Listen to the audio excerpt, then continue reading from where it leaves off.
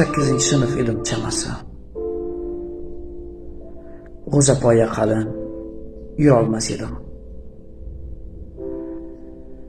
Maktab direktori koyirdi har kun, chunki men normani terolmas edim.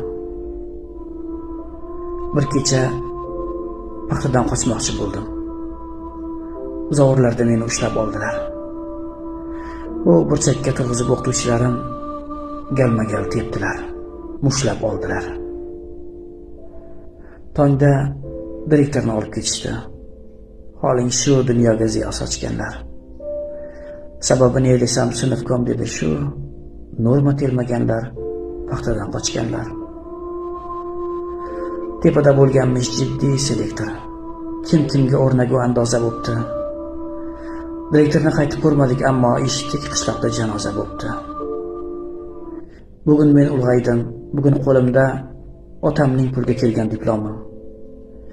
O'zimcha kimdirlar bo'ldimi, ammo men odam bo'lmadim. Negaki ta'nim yo'q bu o'tgan yillar kelajak qo'ynini qishga to'ldirgan. U allaqachonlar, kazolar ta'limni paxtada urib o'ldirgan.